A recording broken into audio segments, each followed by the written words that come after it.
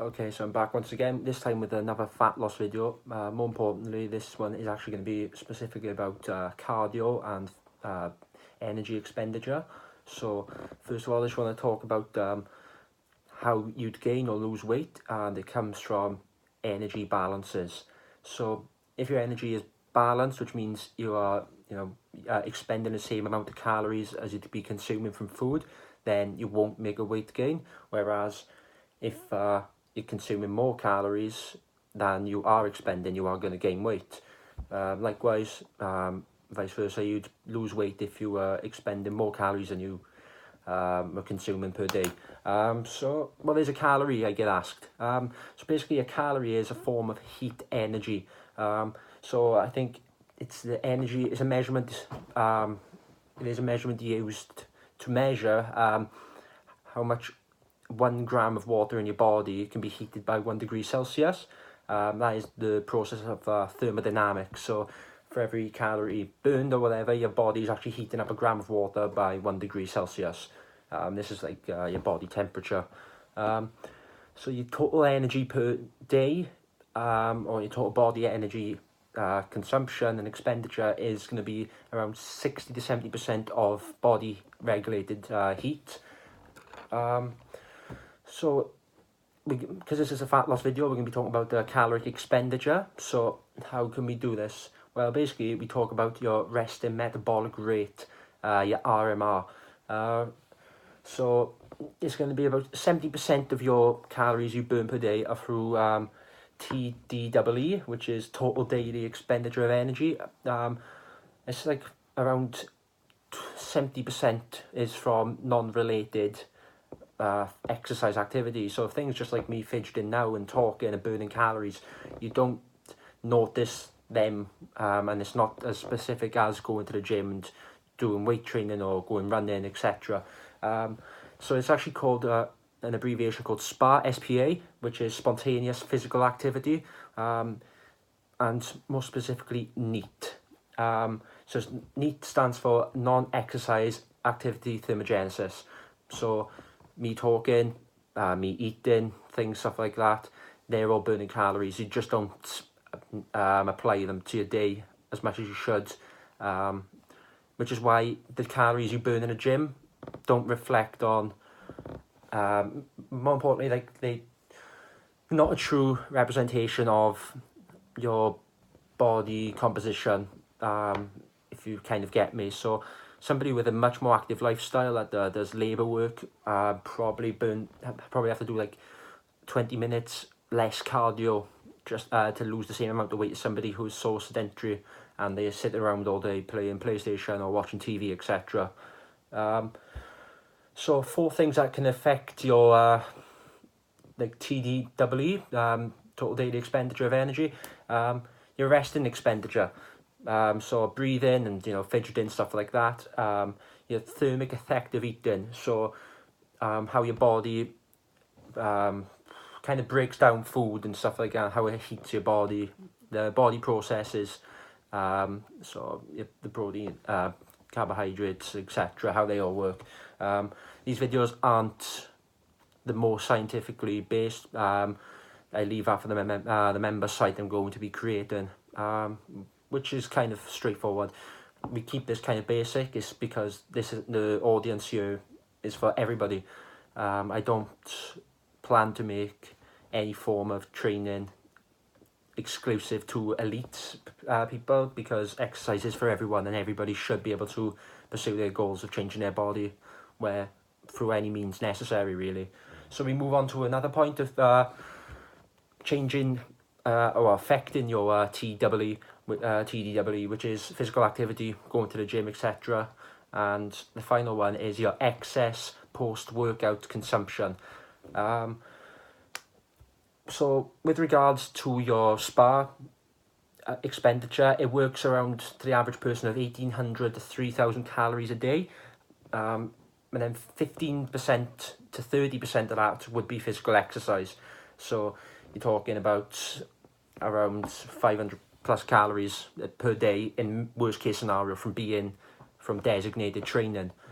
So now we move more importantly on to from away from the science and onto the practicalities of fat loss. So how do you lose fat?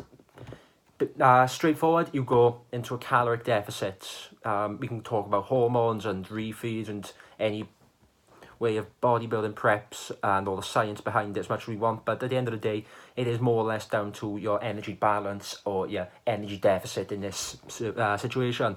So how can we create this energy deficit? So you've got your maintenance calories, the amount of calories your body needs per day to carry out its essential functions and exercise as well, if you get what I mean. So the average person probably uses around 2,500 calories a day, from working and eating, just doing general things, exercising 3 or 4 times a week, something like that. That's your daily expenditure. If you want to lose weight, you've got to create a deeper expenditure. We can do this in 3 ways. So that'll be reducing your intake per day. So if you're eating 2,500 calories a day, drop that to 2,200 per day. You wouldn't usually drop your protein because you want to try and maintain as much fat-free mass, or LBM, lean body mass, as much as you want to keep as much of that as possible. So usually you just start dropping in terms of bodybuilding anyway. As you move on through your prep, you do start chipping away at carbohydrates and maybe fats, stuff like that as well. They'd be reduced over protein, definitely. You can keep your intake the same but increase your activity level. So I could be doing exactly the same thing, but I could be doing half-hour extra cardio per day, and I'd be expending more calories, but I'd be still eating the same amount of food. So I'm still creating this kind of negative energy effect, which leads us on to the worst case scenario, which is most effective, but it's something you want to refrain from, is increasing your intake, increasing your expenditure, but decreasing your intake. That's when you get to the really dark spaces of bodybuilding, into your prep, when you're in 50 grams of 50 grams and less grams of carbs per day, but you're still hitting an hour of cardio in the morning fasted, weight training, and hitting, worst case scenario again, another hour of cardio post workout. You'd literally be crawling because you have no energy. But that's what it takes sometimes to get into such a caloric deficit, in order to have that shredded 3 to 4% body fat look. So that's just quite basic. As I said, I do leave the more scientific explanations to the future member site, as well as my online clients, just so they understand, they pay for it. I'll talk about my online coaching more towards the end of the video. So now we just want to talk about what kind of cardio you could be doing. So we got 2 types, the distinctions. We've got HIIT cardio, high intensity interval training, and we've got LIST cardio, low intensity steady state training. So we'll go through HIIT first, basically meaning heart rate goes higher in intervals. So I could be working for 1 minute at 90% of my VO2 max, and recovering at 40% of my VO2 max. The intervals can range from 8 seconds on, 12 seconds off, something like that. That'd be really intense, but you'd only be able to sustain for about 20 minutes maximum. And then you could have aerobic intervals rather than anaerobic intervals, where you have prolonged intervals, but you're working at 70 to 80% of your VO2 max and recovering around 40% also. But instead, you'd be doing something like 2 minutes on, 2 minutes off, and that'd make your actual cardio session go on for a prolonged period of time. But with regards to LIS, it's single state, single form cardio, single speed. A lot of people say keep it, not strenuous, but use the talk test. If you can hold a conversation quite simply with the person next to you, then you're not working hard enough. It's kind of that simple, really. Getting into a bit more detail, what cardio should you be doing? It depends, because if you're holding a lot of mass, or lean body mass, then you don't really have to do as much high intensity cardio, because the lean body mass you hold, or the muscle you hold, is actually a lot more active than fat. So all of a sudden, if you're if somebody's 80 kilos but 5% body fat, and another person's 80 kilos and they're 12% body fat, the person with 5% body fat is clearly holding a lot more muscle, which means they are actually oxidizing fat. Well, they're burning more calories, quite simply, because muscle burns more calories per pound of body weight than a pound of fat would. If that makes sense to you, I hope I haven't lost you yet. If you do have any questions, just give me a message, because I will be happy to explain it. Advantages of high intensity cardio. If you're going to be going 8 seconds on, 12 seconds off on a Stairmaster, treadmill, spin bike, something like that, then obviously you'd be burning a lot more calories in 20 minutes than you would be doing aerobic intervals or steady state cardio. However, if we're going to be going as basic as talking about a calorie deficit, it's a lot easier if you do an hour of burning the same amount of calories in a longer period of time at a steady state level. It's not as taxing on the body. It doesn't harm the central nervous system as much. And actually, you actually burn more calories from fat when doing low intensity cardio. Because I think it works around 50% of the calories you burn during low intensity cardio, it comes from fat, whereas you do burn around 40% of the calories from high intensity cardio. But you do, with high intensity cardio, this kind of concept of the afterburn effect in the simplest form. It increases your metabolic rate for a prolonged period post-workout. So you're looking at your metabolic rate being increased from between 5 and 14% for around 12 to 24 hours post-workout. So it means you burn through calories a lot quicker for a longer period of time than you would doing steady state cardio. A lot of it would come from glycogen, and a lot of it could come from anything else. But I think overall it did work out with your post-workout oxygen consumption. You would actually be burning more calories doing intervals overall.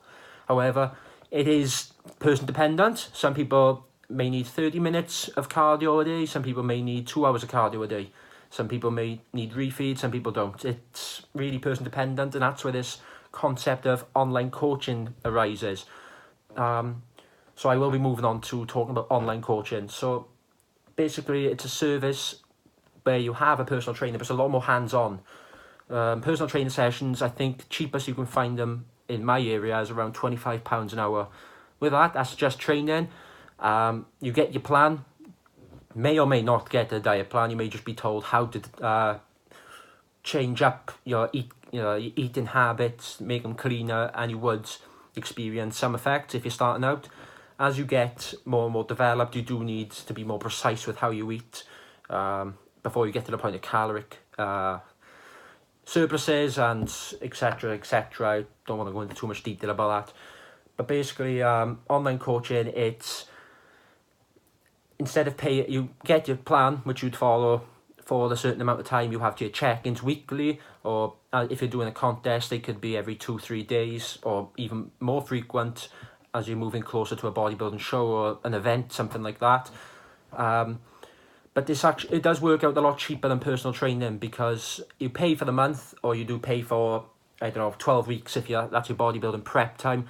And say instead of if you're doing that, if you're doing 12 weeks and having a session every single day with a personal trainer, it does work out to a couple of £1,000, whereas you could be spending just a few hundred on having an online coach.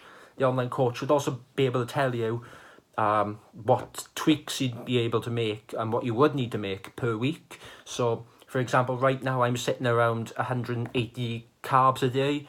That's down from about 320 grams of carbs I was having about 8 weeks ago. So, all of a sudden, my body weight's dropped. I'm trying to get into a deeper deficit. I'm trying to get that more shredded look, if you can see from my Instagram. Even though I don't have a show planned, I don't know why I'm doing it, to be honest with you. Maybe just to lose a bit more fat and prove I can go into a bodybuilding prep. And maybe if a show does come up, I won't be so far away in terms of weeks out. I can hop in and compete, but it's all long term for me right now. And the tweaks, I'd say, would for example, somebody could be having like on 300 grams of carbs, and I could say, right, you've lost only a pound this week and you wanted to push 2 pounds per week. So increase your cardio by 5-10 minutes a day, increase the intensity, change your weight training plan, change your eating. You may have a refeed. If you are a bit heavier, you probably won't have a refeed. It's usually as you get leaner and your leptin hormone starts lacking, and you need to boost your leptin hormone. But like I said, I'm not going to go too much into the science until I have online clients and I have my member site up and running. So that's hopefully coming soon. If you are interested in online coaching, or if you want to find out more about the member site or anything I discuss in the video, please leave a comment, message me, Facebook me, any form of social media. You'd usually get in touch with me from Instagram, so that's the best place to find me. Alright, and I'm going to continue next video, hopefully discussing like carbohydrates, because they are actually getting such a bad name at the moment. Especially with a ketogenic diet being a really focal point in bodybuilding right now. Thank you.